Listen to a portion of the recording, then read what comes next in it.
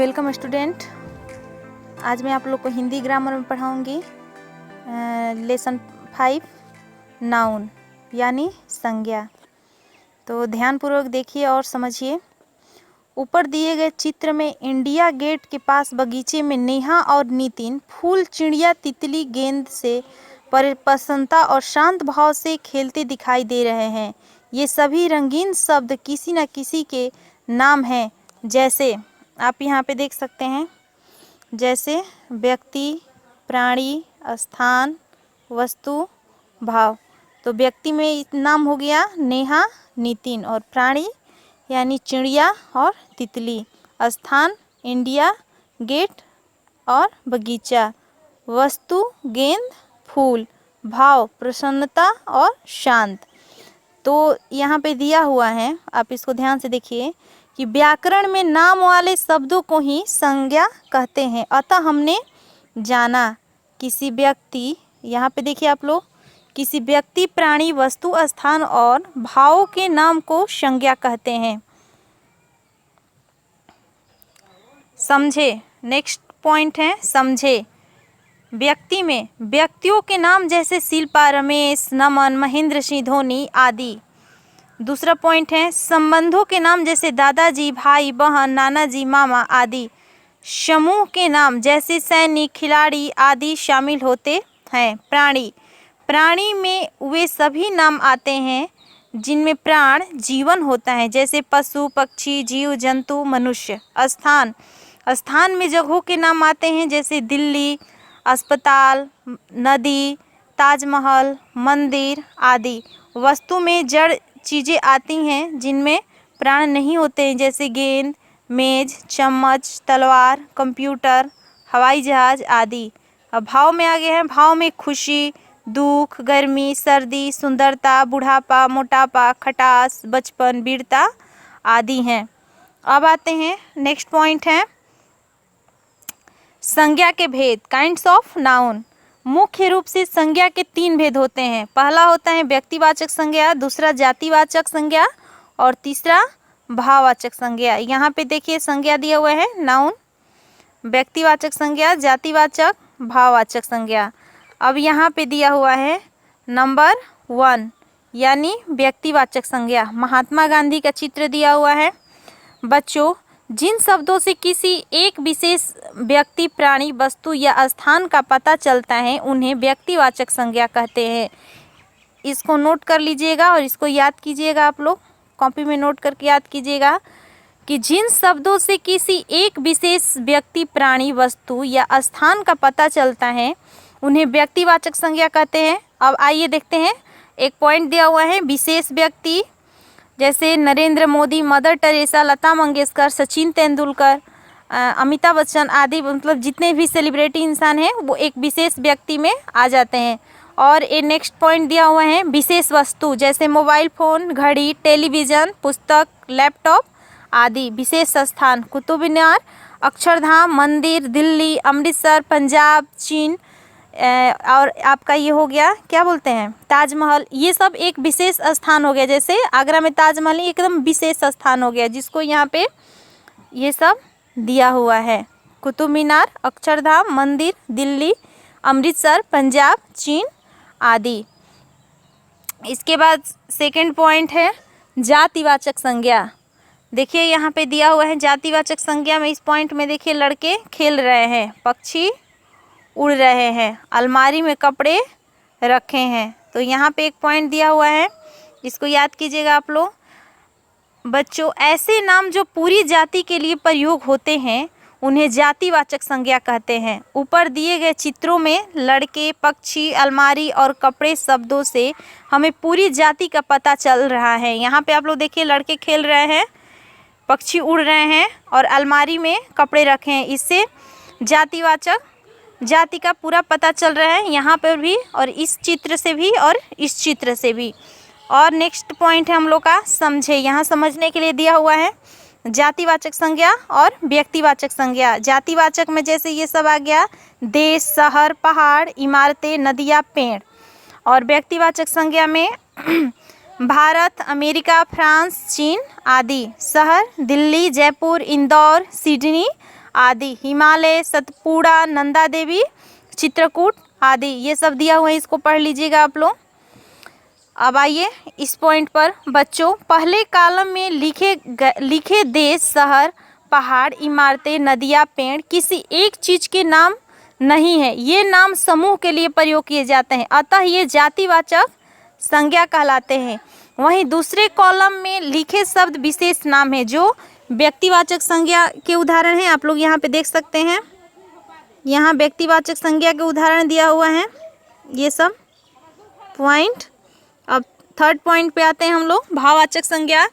तो भाववाचक में यहाँ पे दिखाया गया है, ये देखिए आप लोग, बुढ़ापा, वीरता और बचपन।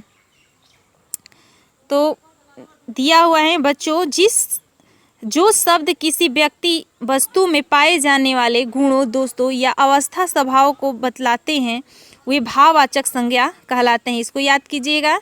और यहाँ पे देखिए, ये भाव यहाँ पे दिखाए गए हैं, बुढ़ापा, वीरता और बचपन। तो जो शब्द किसी व्यक्ति या वस्तु में पाए जाने वाले गुणों, दोषों या अवस्था स्वभाव को बतलाते हैं, वे भाववाचक संज्ञा कहलाते हैं। अब आते हैं एग्जाम्पल में। देखिए एग्जाम्पल में यहाँ दिया हुआ है उदाहरण, खुशी, दुख, जैसे खुशी में खुश होना, किसी के दुखी में दुख होना, ये सब भाव उत्पन्न होता है। जैसे आपको मिठाई दे दिया जाए तो आप बहुत खुश हो जाएंगे, और आपको मिठाई नहीं दिया जाए तो आप बहुत दुखी हो जाएंगे।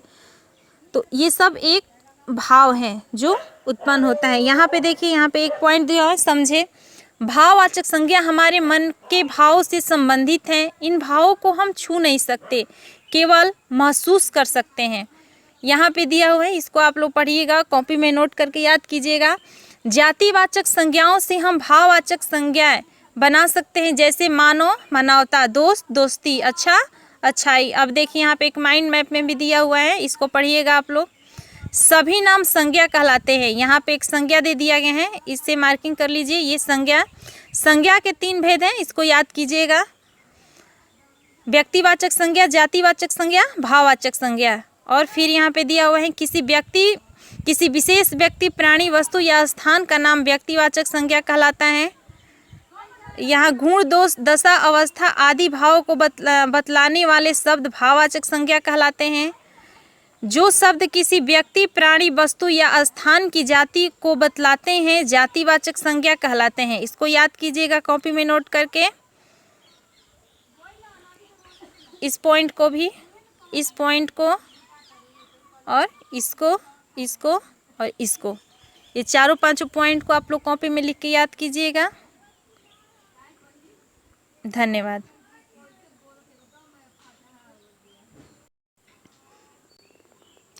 Welcome student. आज आप लोग पढ़िए पाठ 6 हिंदी व्याकरण में। पाठ का नाम है लिंग यानी जेंडर। तो ध्यान से देखिए, पढ़िए और समझिए। माँ और पिताजी अखबार पढ़ रहे हैं। शेर दहाड़ रहा है और शेरनी बैठी हैं। बच्चों, प्राणी 2 तरह के होते हैं। ऊपर लिखे वाक्य को पढ़ने पर यह पता चलता है कि माँ और शेरनी स्त्री मादा जाति के शब्द हैं। पिताजी और शेर पुरुष यानी नर जाति के शब्द हैं। अतः हमने जाना कि संज्ञा शब्द के जिस रूप से उसके पुरुष या स्त्री होने का पता चलता है उसे लिंग कहते हैं। इसको याद कीजिएगा कॉपी में नोट करके। संज्ञा शब्द के जिस रूप से उसके पुरुष या स्त्री होने का पता चलता है उसे लिंग कहते हैं। अब आइए नेक्स्ट पॉइंट पर आते हैं, लिंग के भेद, काइंड्स ऑफ जेंडर। व्याकरण की दृष्टि से लिंग के 2 भेद होते हैं। यहाँ पे दिया हुआ है, पहला पुल्लिंग और दूसरा स्त्रीलिंग। यहाँ पे दिया है जेंडर यानी लिंग, पुल्लिंग और स्त्रीलिंग। 1 नंबर है पुल्लिंग। पुल्लिंग का अर्थ है पुरुष या नर। तो यहाँ पे दिया हुआ है, इसको याद कीजिएगा। जो शब्द संज्ञा पुरुष जाति का बोध कराते हैं उन्हें पुल्लिंग कहते हैं। जो संज्ञा शब्द पुरुष जाति का बोध कराते हैं उन्हें पुल्लिंग कहते हैं। अब आते हैं यहाँ पर, जैसे एग्जाम्पल में दिया हुआ है उदाहरण में, जैसे दादा, भाई, लड़का, राजा, बैल, मुर्गा, हाथी आदि। अब नेक्स्ट पॉइंट है हम लोग का स्त्रीलिंग। स्त्रीलिंग का अर्थ है स्त्री या मादा। तो यहाँ पे देखिए ये दिया हुआ है, इसको आप लोग याद कीजिएगा कॉपी में नोट करके। जो संज्ञा शब्द स्त्री जाति का बोध कराते हैं, जो संज्ञा शब्द स्त्री जाति का बोध कराते हैं उन्हें स्त्रीलिंग कहते हैं। जैसे यहाँ पे दिया हुआ है एग्जाम्पल, जैसे दादी, बहन, लड़की, रानी, गाय, मुर्गी, हथनी आदि। यहाँ पे देखिए इस पॉइंट में कुछ दिया हुआ है जिसको आप लोग ध्यान से देखिए। कुछ अन्य पुल्लिंग स्त्रीलिंग शब्दों को जाने, ये आपको जानने के लिए, समझने के लिए दिया हुआ है। यहाँ पे देखिए ये पुल्लिंग है सब, ये स्त्रीलिंग, ये फिर पुल्लिंग और स्त्रीलिंग। नाना, चाचा, ताऊ, दूल्हा, चूहा, चिड़ा, बंदर, ये सारा पुल्लिंग है। और यहाँ पे सारा ये वर्ड स्त्रीलिंग दिया हुआ है। नानी, चाची, ताई, दुल्हन, चूहिया, चिड़िया, बंदरिया, यहाँ पे भी दिया हुआ है वहीं। इसको आप लोग ध्यान से पढ़िएगा। मामा पुल्लिंग हो गया तो स्त्रीलिंग मामी, पुल्लिंग हो गया ससुर तो स्त्रीलिंग सास। इसी तरह ये सब दिया हुआ है, इस एग्जाम्पल को आप लोग पढ़िएगा।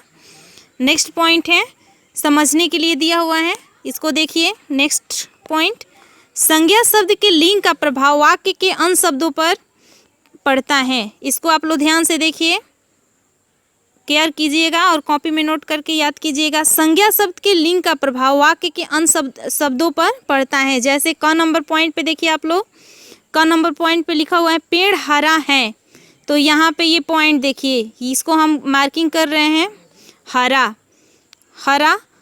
ख नंबर भिंडी हरी है, ये हरा हमारा क्या हो गया, ये हरा हमारा पुल्लिंग शब्द हो गया।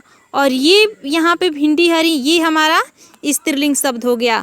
अब आते हैं नेक्स्ट पॉइंट दिया हुआ है, कुछ शब्दों के लिंग नहीं बदलते। कुछ शब्दों के लिंग नहीं बदलते, वे दोनों लिंग में एक समान रहते हैं। जैसे राष्ट्रपति, प्रधानमंत्री, डॉक्टर, इंजीनियर आदि। नेक्स्ट पॉइंट है, किसी शब्द के लिए लिंग की पहचान करने के लिए यदि हम सबका वाक्य में प्रयोग करें तो हमें उस शब्द का लिंग का पता चल जाता है। जैसे यहाँ पे देखिए एग्जाम्पल के लिए दिया हुआ है शब्द और वाक्य और लिंग यानी जेंडर। 1 नंबर में दिया हुआ है पत्थर, 2 नंबर में दिया हुआ है हिंदी। अब देखिए यहाँ पे इस पत्थर से यहाँ पर सेंटेंस एक बना हुआ है यानी वाक्य बना हुआ है, पत्थर बहुत हल्का है। तो यहाँ पे देखिए इसका लिंग बदल कर दिया हुआ है कि पत्थर शब्द पुल्लिंग है। ये पहचान करने के लिए जेंडर दिया हुआ है कि पत्थर शब्द पुल्लिंग है और हिंदी हमारी राष्ट्रभाषा है, तो ये हिंदी शब्द स्त्रीलिंग है। अब नेक्स्ट दिया हुआ है, ये आप लोग इसको कॉपी में नोट कर लीजिएगा और इसको याद कीजिएगा।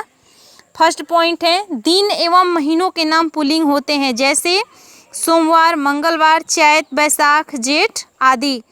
सेकंड पॉइंट है, नदियों तथा हिंदी की तिथियों के नाम स्त्रीलिंग होते हैं। जैसे गंगा, यमुना, एकादशी, पूर्णिमा आदि। नेक्स्ट पॉइंट, कुछ शब्द सदैव पुल्लिंग होते हैं। जैसे पशु, पक्षी, तोता, मच्छर, उल्लू, खरगोश, कछुआ, खटमल आदि।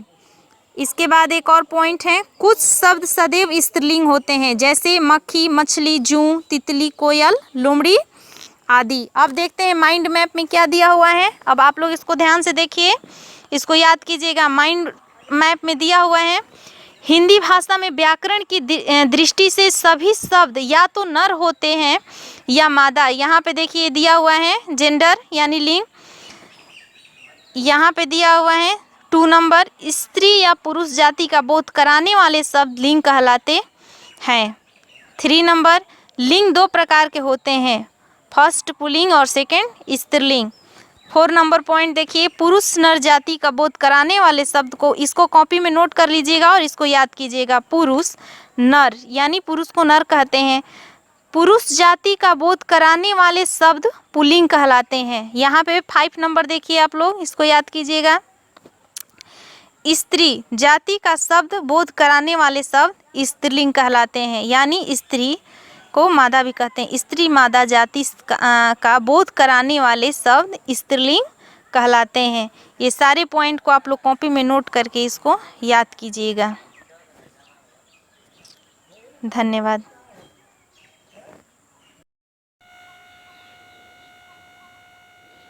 Good morning student. आज मैं पढ़ाऊंगी आप लोग को पार्ट 1 चारू चंद्र की चंचल किरणें। यह मैथिली शरण गुप्त के द्वारा लिखा गया कविता है। बहुत ही सुंदर कविता है, इसे आप लोग याद कीजिएगा। तो सबसे पहले देखते हैं पाठ प्रवेश में क्या लिखा हुआ है। प्रस्तुत कविता कवि मैथिली शरण गुप्त द्वारा रचित खंड काव्य पंचवटी से लिया गया है। इस कविता में पंचवटी की चांदनी रात का सुंदर वर्णन किया गया है। सुंदर चंद्रमा की किरणें जल और थल में फैली हुई हैं और इस अत्यंत सुंदर प्राकृतिक वातावरण को निहारते एवं पहरा देते हुए लक्ष्मण के मन में चलने वाले विचारों का कवि ने अनुपम वर्णन किया है। कवि कहते हैं कि लोग अपना तथा दूसरों का भला स्वयं ही करने लगे और इसके लिए दूसरों का मुंह न देखे तो यह संसार कितना सुंदर और सुखद हो जाएगा। चारू चंद्र की चंचल किरणें खेल रही हैं जलथल में, स्वच्छ चांदनी बिछी हुई है औनी और अंबरतल में। पुलक प्रकट करती हैं धरती हरित तृणों की नोकों से, मानो झूम रहे हैं तरु भी मद पवन के झोंकों से। पंचवटी की छाया में है सुंदर सुंदर पर्ण कुटीर बना, जिसके सम्मुख स्वच्छ शिला पर धीर वीर निर्भीक मना। जाग रहा यह कौन धनुर्धर, जबकि भुवन पर सोता है भोगी कुसुमायुध योगी सा बना दृष्टिगत होता है। किस व्रत में है व्रती वीर्य, निद्रा का यु त्याग किए, राजभोग्य के योग विपिन में बैठा आज विराग लिए। बना हुआ है प्रहरी जिसका, उस कुटीर में क्या धन है, जिसकी रक्षा में रत इसका तन है मन है जीवन है। मृत्यु लोक मालिन्य मेटने स्वामी संग जो आई है, तीन लोक की लक्ष्मी ने यह कुटी आज अपनाई है। वीर वंश की लाज यही है, फिर क्यों वीर न हो प्रहरी, विजन देश है निशा शेष है, निशा निशाचरी माया ठहरी। कोई पास न रहने पर भी जनमन मौन नहीं रहता, आप आपकी सुनता है वह आप से है कहता। बीच बीच में इधर उधर निज दृष्टि डालकर मोदमयी मन ही मन बातें करता है धीर धनुर्धर नई नई। क्या है स्वच्छ चांदनी है यह है, क्या ही निस्तब्ध निशा है स्वच्छंद सुमन गंध व निरानंद है कौन दिशा। बंद नहीं अब भी चलते हैं नियति नटी के कार्यकलाप, पर कितने एकांत भाव से कितने शांत और चुपचाप। है बिखेर देती वसुंधरा मोती, सबके सोने पर रवि बटोर लेता है उनको सदा सवेरा होने पर। और विरामदायिनी अपनी संध्या को दे जाता है शून्य श्याम तनु, जिसको उसका नया रूप झलकाता है। सरल तरल जिन तुहिन कणों से हंसती हर्षित होती हैं, अति आत्मिया प्राकृतिक हमारे साथ उन्हीं से रोती हैं। अनजानी भूलों पर भी वह अदय दंड तो देती हैं, पर बूढ़ों को भी बच्चों सा सदैव भाव से सेती हैं। 13 वर्ष व्यतीत हो चुके पर है मानो कल की बात, वन को आते देख हमें जब आर्त अचेत हुए थे तात। अब वह समय निकट ही है वो जब अवधि पूर्ण होगी वन की, किंतु प्राप्ति होगी इस जन को इससे बढ़कर किस धन की। और आर्य को राजभार तो वह प्रजार्थ ही धारेंगे व्यस्त रहेंगे, हम सबको भी मानो विवश विसारेंगे। कर विचार लोकोपकार का हमें न इससे होगा शोक, पर अपना हित आप नहीं क्या कर सकता है यह नरलोक। धन्यवाद। Welcome student. आज मैं आप लोग को पढ़ाऊंगी पाठ 2 और इस कहानी का नाम है लाख की चूड़ियाँ। तो सबसे पहले आइए देखते हैं पाठ प्रवेश में क्या लिखा हुआ है। प्रस्तुत पाठ लाख की चूड़ियाँ में लेखक ने औद्योगिक विकास के कारण गांव के कुटीर उद्योग के खत्म होने के दुख को चित्रित किया है। साथ ही यह कहानी रिश्ते नाते के प्यार में रचे बसे गांव के सुंदर सहज संबंधों में बिखराव तथा सांस्कृतिक विरासत के हार्च के आर्थिक कारणों को भी स्पष्ट करती हैं। सारे गांव में बदलू मुझे सबसे अच्छा आदमी लगता, क्योंकि वह मुझे सुंदर सुंदर लाख की गोलियां बनाकर देता था। मुझे अपने मामा के गांव जाने का सबसे बड़ा चाव यही था कि जब मैं वहां से लौटता था तो मेरे पास ढेर सारी गोलियां होती, रंग बिरंगी गोलियां जो किसी भी बच्चे का मन मोह ले। वैसे तो मेरे मामा के गांव का होने के कारण मुझे बदलू को बदलू मामा कहना चाहिए था, परंतु मैं उसे बदलू मामा न कहकर बदलू काका कहा करता था, जैसा कि गांव के सभी बच्चे उसे कहा करते थे। बदलू का मकान कुछ ऊंचे पर बना था। मकान के सामने बड़ा सा सहन था जिसमें एक पुराना नीम का वृक्ष लगा था। उसके नीचे बैठकर बदलू अपना काम किया करता था। बगल में भट्ठी दहकती रहती जिसमें वह लाख पिघलाया करता। सामने एक लकड़ी की चौखट पड़ी रहती जिस पर लाख के मुलायम होने पर वह उसे सलाख के समान पतला करके चूड़ी का आकार देता। पास में 4-6 विभिन्न आकार के बेलनुमा मुंगेरियाँ रखी रहती जो आगे से कुछ पतली और पीछे से मोटी होती। लाख की चूड़ियाँ का आकार देकर वह उन्हें मुंगेरियों पर चढ़ाकर गोल और चिकना बनाता और तब एक एक कर पूरे हाथ की चूड़ियाँ बना चुकने के पश्चात वह उन पर रंग करता। बदुले यह कार्य सदा एक मचिए पर बैठकर किया करता था जो बहुत ही पुरानी थी। बगल में ही उसका हुक्का रखा रहता जिसे वह बीच बीच में पीता रहता। गांव में मेरा दोपहर का समय अधिकतर बदलू के पास बीतता। वह मुझे लल्ला कहा करता और मेरे पहुंचते ही मेरे लिए तुरंत एक मचिया मंगा देता। मैं घंटों बैठे बैठे उसे इस प्रकार चूड़ियाँ बनाते देखता रहता। लगभग रोज ही वह 4-6 जोड़े चूड़ियाँ बनाता। पूरा जोड़ा बना लेने पर वह उसे बेलन पर चढ़ाकर कुछ क्षण चुपचाप देखता रहता, मानो वह बेलन न होकर किसी नववधू की कलाई हो। बदलू मनिहार था। चूड़ियाँ बनाना उसका पैतृक पेशा था और वास्तव में वह बहुत ही सुंदर चूड़ियाँ बनाता था। उसकी बनाई हुई चूड़ियों की खपत भी बहुत थी। उस गांव में तो सभी स्त्रियां उसकी बनाई हुई चूड़ियाँ पहनती ही थी। आसपास के गांवों के लोग भी उससे चूड़ियाँ ले जाते थे, परंतु वह कभी भी चूड़ियों को पैसा से बेचता न था। उसका अभी तक वस्तु विनिमय का तरीका था और लोग अनाज के बदले उसे चूड़ियाँ ले जाते थे। बदलू स्वभाव से बहुत सीधा था। मैंने कभी उसे किसी से झगड़ते नहीं देखा। हाँ, शादी ब्याह के अवसरों पर वो अवश्य जीत पकड़ लेता था। जीवन भर चाहे कोई उसे मुफ्त चूड़ियाँ ले जाए, परंतु विवाह के अवसर पर वो सारी कसर निकाल लेता था। आखिर सुहाग के जोड़े का महत्व ही और होता है। मुझे याद है मेरे मामा के यहाँ किसी लड़की के विवाह पर जरा सी किसी बात पर बिगड़ गया था, फिर उसको मनाने में लोहे लग गए थे। विवाह में इसी जोड़े का मूल्य इतना बढ़ जाता था कि उसके लिए इसकी घरवाली को सारे वस्त्र मिलते, ढेरों अनाज मिलता, उसको अपने लिए पगड़ी मिलती और जो रुपए जो मिलते सो अलग। यदि संसार में बदलू को किसी बात से चिढ़ थी तो वह थी कांच की चूड़ियों से।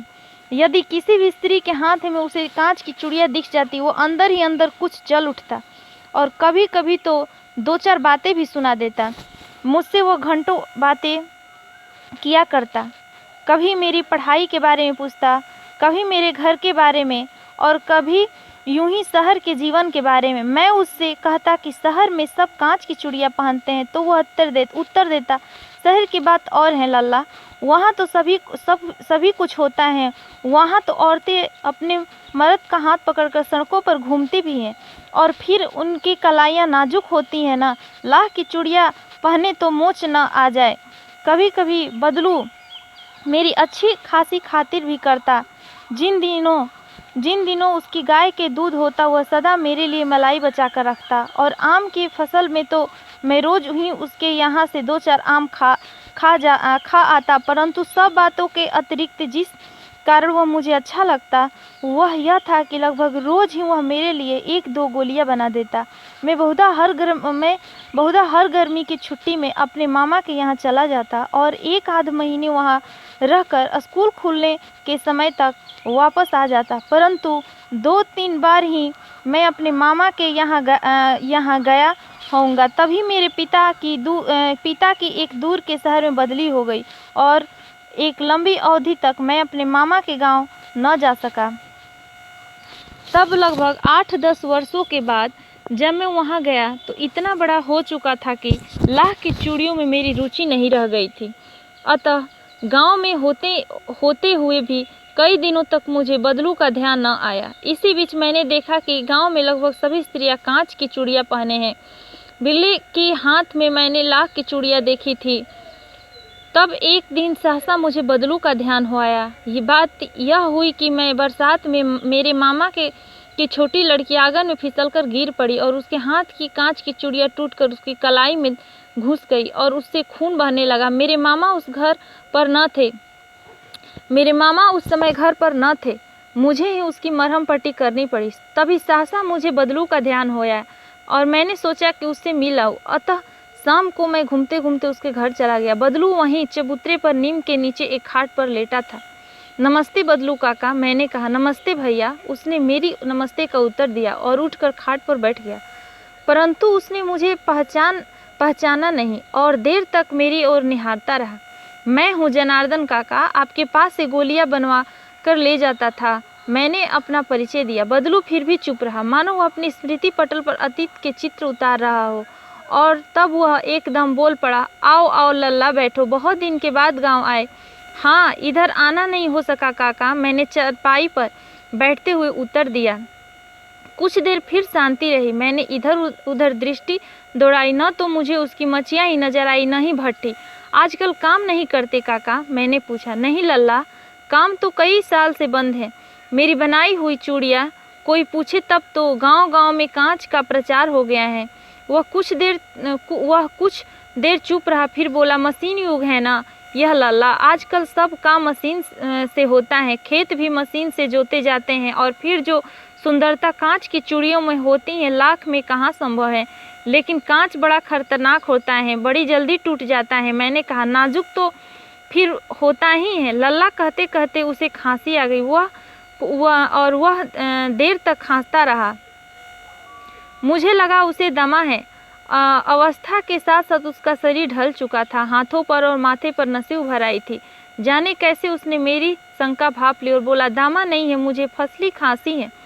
यही महीने 2 महीने से आ रही है, 10-15 दिन में ठीक हो जाएगी। मैं चुप रहा। मुझे लगा उसके अंदर कोई बहुत बड़ी व्यथा छिपी है। मैं देर तक सोचता रहा, इस मशीनी युग ने कितने हाथ काट दिए हैं। कुछ देर फिर शांति रही जो मुझे अच्छी नहीं लगी। आम की फसल अब कैसी है काका? कुछ देर पश्चात मैंने बात का विषय बदलते हुए पूछा। अच्छी है लल्ला, बहुत अच्छी हैं, उसने लहककर उत्तर दिया और अंदर अपनी बेटी को आवाज़ दी। अरे रजो, लल्ला के लिए आम तो ले आओ। फिर मेरी ओर मुखातिब होकर बोला, माफ़ करना लल्ला, तुम्हें आम खिलाना भूल गया था। नहीं नहीं काका, आम तो इस साल बहुत खाए हैं। वाह वाह, बिना आम खिलाए कैसे जाने दूंगा तुमको। मैं चुप हो गया। मुझे वे दिन याद हो आए जब मेरे लिए मलाई बचा कर रखता था। गाय तो अच्छी है ना काका? मैंने पूछा। गाय कहाँ है लल्ला? 2 साल हुए बेच दी। कहाँ से खिलाता? इतने में रज्जू उसकी बेटी अंदर से एक डलिया में ढेर सारे आम ले आई। यह तो बहुत है काका, इतने कहाँ खा पाऊंगा। मैंने कहा। वाह वाह, वो हंस पड़ा। शहरी ठहरे ना, मैं तुम्हारी उम्र का था तो इसके चौगुने आम एक बखत में खा जाता था। आप लोगों की बात और है, मैंने उत्तर दिया। अच्छा बेटी, लल्ला को 4-5 आम छांट कर 2 सिंदूरी वाले देना। देखो लल्ला कैसे हैं। इसी साल यह पेड़ तैयार हुआ है। रज्जू ने 4-5 आम अंजलि में लेकर मेरी ओर बढ़ा दिए। आम लेने के लिए मैंने हाथ बढ़ाया तो मेरी निगाह एक क्षण के लिए उसके हाथों पर ठिठक गई। गोरी गोरी कलाइयों पर लाख की चूड़ियाँ बहुत ही फब रही थी। बदलू ने मेरी दृष्टि देख ली और बोल पड़ा, यह आखिरी जोड़ा बनाया था जमींदार साहब की बेटी के विवाह पर। 10 आने पैसे मुझको दे रहे थे, मैंने जोड़ा नहीं दिया। कहा शहर से ले आओ। मैंने आम ले लिए और खाकर थोड़ी देर पश्चात चला आया। मुझे प्रसन्नता हुई कि बदलू ने हार कर भी हार नहीं मानी। उसका व्यक्तित्व कांच की चूड़ियों जैसा न था कि आसानी से टूट जाए। धन्यवाद।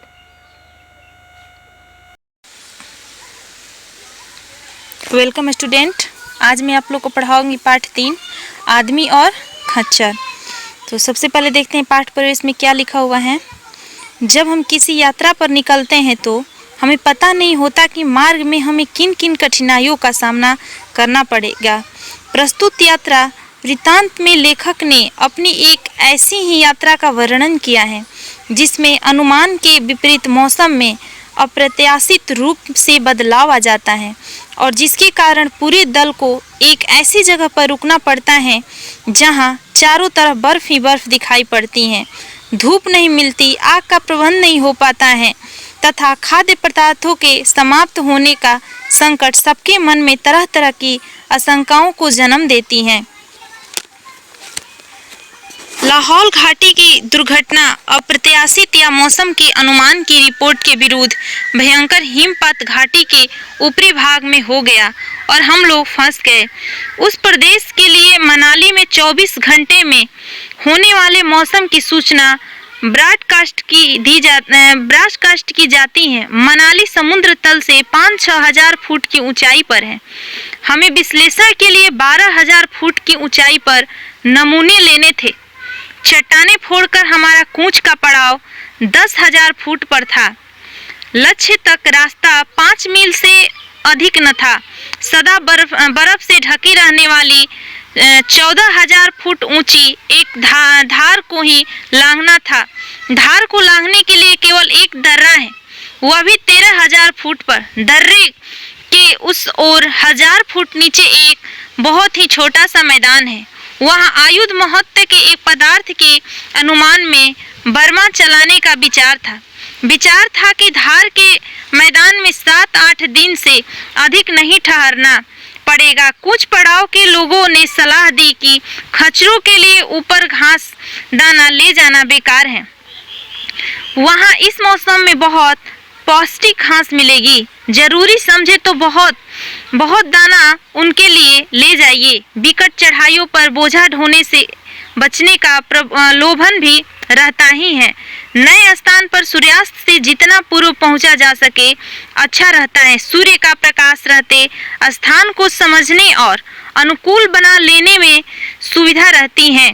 ग्रुप लीडर ने तड़के कुछ अंधेरा रहते नाश्ता दिलवा दी। यंत्र, राशन और तंबू 6 खच्चरों पर लदवा दिए और हम 10 शेरपाओं को साथ ले पाँव फटते चल पड़े। खच्चरों के लिए दाना 9-10 बजे तक मिलना था। शेरपाओं का मुखिया अपने शेष 9 आदमियों और 6 खच्चरों के साथ पीछे रह गया। उसने तय किया कि वह दाना मिल जाने पर बड़ी मशीन के लिए ईंधन लेकर हमारे पीछे आ जाएगा।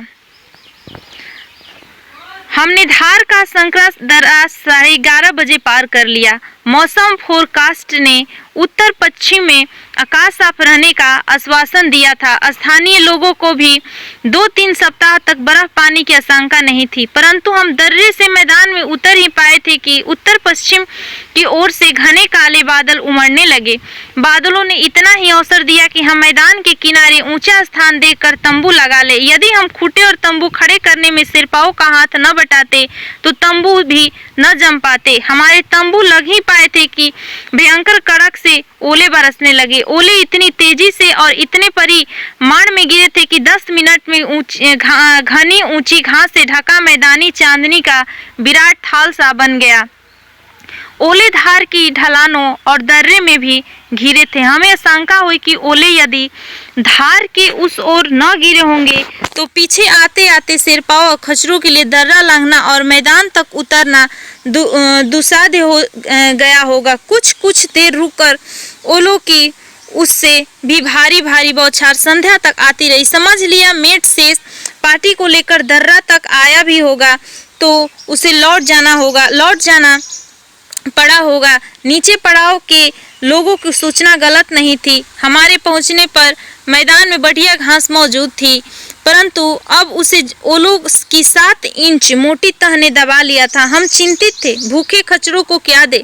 सूर्यास्त के घंटे भर बाद हमने जमा हुआ पैराफिन जलाकर राशन गर्म किया और खाकर सर्दी से बचने के लिए रजाई के थैलों में हो गए। भूखे खच्चरों अपनी तंबू में हिनहिनाकर चारा मांग रहे थे। रात तंबू पर आहट से बर्फ गिरने का अनुमान होता रहा। सुबह उठकर देखा कि रात में काफी बर्फ पड़ रही थी। मैदान में बल्लम गाड़ने पर 1.5 फुट तक बर्फ में धंस जाता था। मैदान के चारों ओर ढलानों पर भी काफी बर्फ जम गई थी। धार के दर्रे में भी काफी बर्फ भर गई।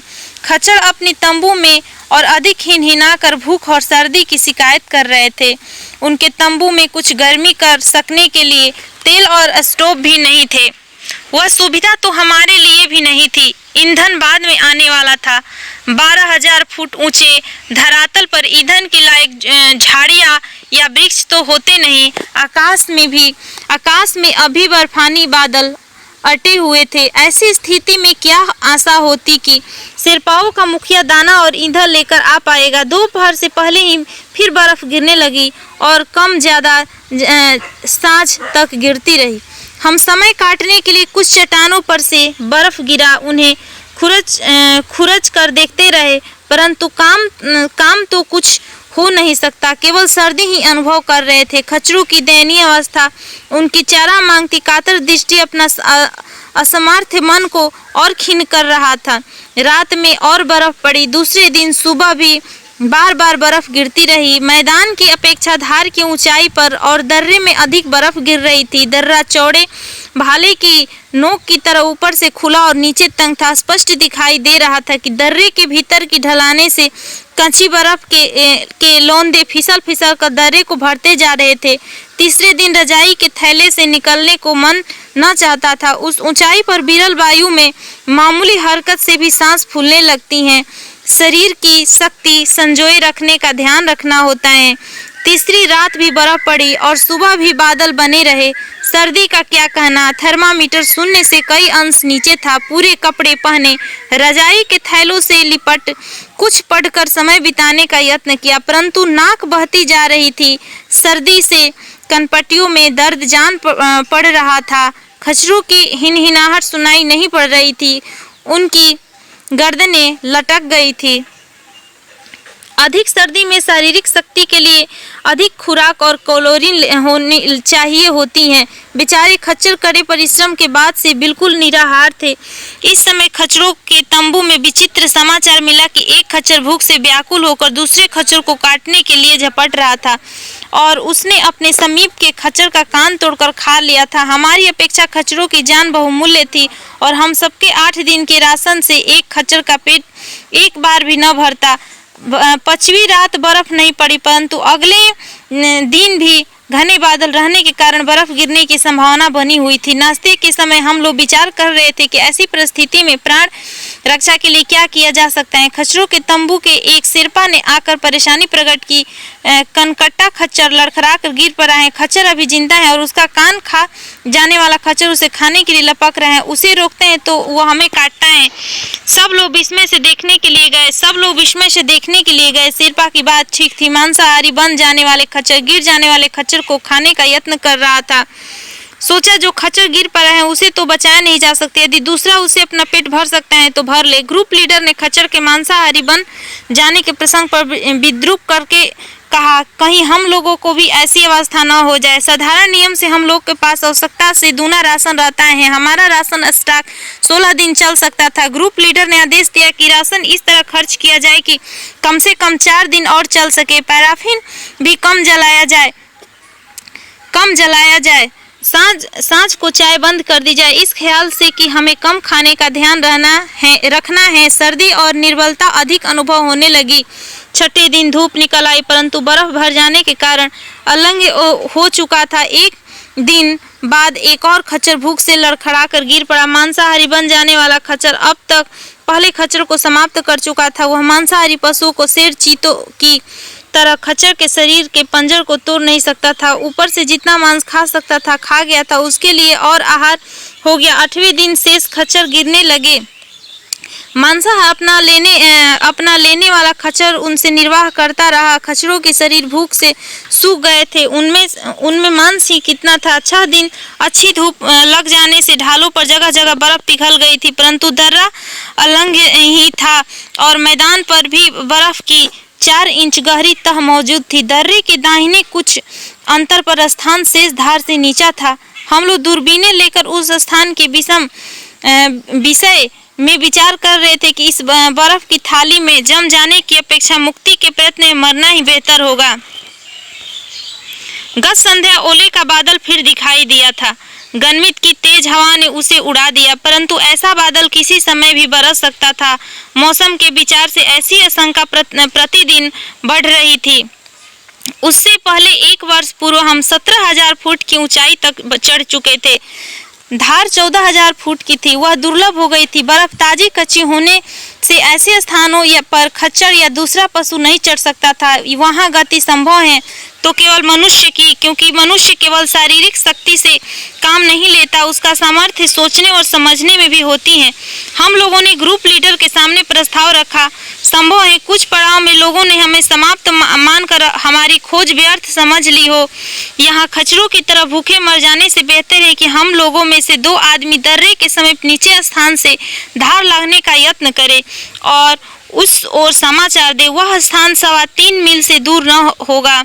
यदि हम लोग 3 घंटों में धार के उस पार न हो सके तो लौट आएंगे। ग्रुप लीडर ने प्रस्ताव स्वीकार नहीं किया। वह इतने यत्न से सधाए हुए और विशेषज्ञ लोगों को यथासंभव जोखिम में डालने के लिए तैयार नहीं था। उसने हमें सुझाव दिया कि इस काम के लिए शेरपा लोगों ने मुंह मांगे इनाम का आश्वासन देकर उत्साहित किया जाए। शेरपा हमें साथ लिए बिना चलने को तैयार न थे। 11वें दिन नया संकट खड़ा हो गया। मांसाहारी मुर्दा खच्चरों को समाप्त कर चुका था। घास पर अभी 1.5 इंच कड़ी बर्फ की तह थी। मांसाहारी बन गया खच्चर भूख से व्याकुल होकर आदमियों पर झपट रहा था। शेरपाओं ने कहा कि उसे गोली मार दी जाए, अन्यथा आदमियों को गिराकर खा जाएगा। ग्रुप लीडर ने खच्चर को गोली मारने की अनुमति न देकर आदेश दिया कि इसको चारों सुमों में बंधन डाल दिया जाए। यह लगातार खाता रहा है। अभी 3-4 दिन मरेगा नहीं। धूप रही तो इसे 2-3 बाद घास मिल जाएगी। 2-3 दिन बाद घास मिल जाएगी। उसने अपना अभिप्राय बताया। पीछे पड़ाव पर बड़ा मेट बहुत भरोसे लायक आदमी था। पीछे पड़ाव पर बड़ा मेट बहुत भरोसे लायक आदमी है। संभव है उसे ख्याल हो कि हमारे पास अभी 4 दिन का राशन है, इसलिए अपने आदमियों को कच्ची बर्फ में धंसाने का जोखिम टाल रहा हो। 4 दिन की धूप बहुत सहायक हो सकती है। वह उस दिन दोपहर के बाद तक न आया तो हम आगामी प्रातः भगवान भरोसे धार को लांघने का यत्न करेंगे ही, परंतु हो सकता है कि इसी बीच फिर मौसम धोखा दे जाए, हमें 2-3 या 4 दिन यहाँ रुकना पड़ जाए। उस समय यह खच्चर हमारा भोजन बनेगा। इसका मांस पकाने के लिए काफी ईंधन की जरूरत होगी। इसके लिए पैराफिन बचाओ। डिब्बों में बंद गरम राशन करने की जरूरत नहीं। राशन गर्म करने की जरूरत नहीं। केवल नाश्ते के समय 1-1 प्याला कॉफी बनाई जाए। धूप 2 दिन खूब अच्छी पड़ी। मैदान में जगह जगह घास प्रकट हो गई। खच्चर को घास की ओर छोड़ दिया गया। वह लपक कर घास खा रहा था और हम टीनों में जमा राशन निगल कर झुरझुरी अनुभव कर रहे थे। प्रत्येक दिन पहाड़ हो रहा था। मन चाहता था कि धार को लांघने के प्रयत्न में ही प्राण चले जाएं और ऐसी यातना समाप्त हो। 16वें दिन हम लोगों ने 11 बजे ही धार की ओर दूरबीन लगा ली। दर्रा अभी अलंग था। हम लोग उसके समीप धार पर नीचे स्थान की ओर ही देख रहे थे।